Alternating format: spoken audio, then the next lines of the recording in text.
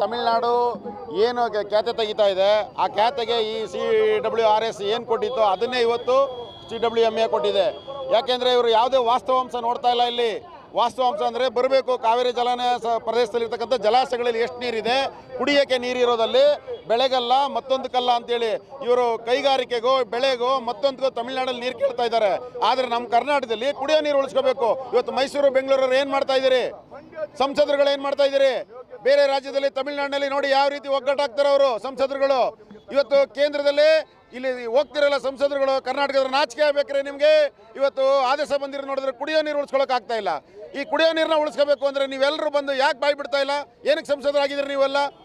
ಇವತ್ತು ನಮ್ಮ ಆದೇಶಗಳ ಈ ರೀತಿ ಅವೈಜ್ಞಾನಿಕವಾಗಿ ಬರ್ತಾ ಇದ್ರೆ ಇಲ್ಲಿ ವಾಸ್ತವಾಂಶನ ಸರಿಯಾಗಿ ನೀವು ಕೊಡ್ತಾ ಇಲ್ಲ ಅಂತೇಳಿ ನಾವು ಇವತ್ತನ್ನ ಕ್ರೂರವಾಗಿ ಒತ್ತಾಯಿಸ್ತೇವೆ. ಇವತ್ತು ಕೂಡ ಆದೇಶ ಮಾಡಿದ್ದಾರೆ. ನಮ್ಮ ರೈತರು ಇವತ್ತು ಬೆಳೆ ಬೆಳೆದಿಲ್ಲ ಮತ್ತು ಅವ್ರು ಕುಡಿಯಲಿಕ್ಕೆ ನೀರಿಲ್ಲ. ಇವತ್ತು ಜಾನುವಾರುಗಳಿಗೆ ನೀರಿಲ್ಲ. ಕಾಲುವೆಗಳಲ್ಲಿ ಈಗಾಗಲೇ ನೀರು ನಿಲ್ಲಿಸ್ತೀವಿ ಅಂತ ಹೇಳ್ತಾ ಇದ್ದಾರೆ. ಎಲ್ಲಿಂದ ತರ್ತೀರಿ ನೀರು? ಮಳೆ ಇಲ್ಲದಾಗ ನೀರು ಇಲ್ಲದಾಗ ಅಲ್ಲಿ ನೀವು ಒಂದು ಏನು ಹಂಚಿಕೆ ಸೂತ್ರನ ನೀವು ಮಾಡಬೇಕಾಗಿತ್ತು, ಸಂಕಟ ಸೂತ್ರ ಹಂಚಿಕೆನ ಮಾಡಬೇಕಾಗಿತ್ತು. ಅದನ್ನು ಇದುವರೆಗೂ ನೀವು ಮಾಡೇ ಇಲ್ಲ. ರಾಜಕೀಯ ಮಾಡ್ಕೊಂಡು ಇವಾಗಲೂ ಕೂಡ ಹೇಳ್ತಾ ಇಲ್ಲ. CM ಅವ್ರ ಕೈಲಿ ಹೇಳಿಸ್ತೀವಿ ಅಂತ ಹೇಳ್ತಾರೆ. ಬಂದಿರೋ ಆದೇಶನ ಹೇಳ್ಬೇಕ್ರೆ ನಿಮ್ಮ ಆದೇಶಗಳನ್ನು ನಾವು ಒಪ್ಪಲ್ಲ. ನಿಮ್ಮ ಆದೇಶಗಳಿಗೆ ನಾವು ಧಿಕ್ಕಾರ ಹಾಕ್ತೀವಿ. ಈ ಆದೇಶನ ಮೊದಲೇ ಹಿಂತಕ್ಕೊಳ್ಳಿ. ಇಲ್ಲಿನ ಜನರಿಗೆ, ಇಲ್ಲಿನ ಏನು ನಮ್ಮ ಬೆಂಗಳೂರು ಭಾಗದಲ್ಲಿದ್ದಾರೆ, ಮೈಸೂರಿನಿದ್ದಾರೆ, ಮಂಡ್ಯದಲ್ಲಿದ್ದಾರೆ, ಕುಡಿಲಿಕ್ಕೆ ನೀರು ಬೇಕು.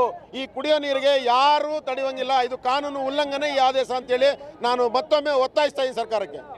ನನ್ನ ಹೆಸರು ನಾರಾಯಣ ಅಂತೇಳಿ, ಜಯ ಕರ್ನಾಟಕ ಪರಿಷತ್ ರಾಜ್ಯಾಧ್ಯಕ್ಷ.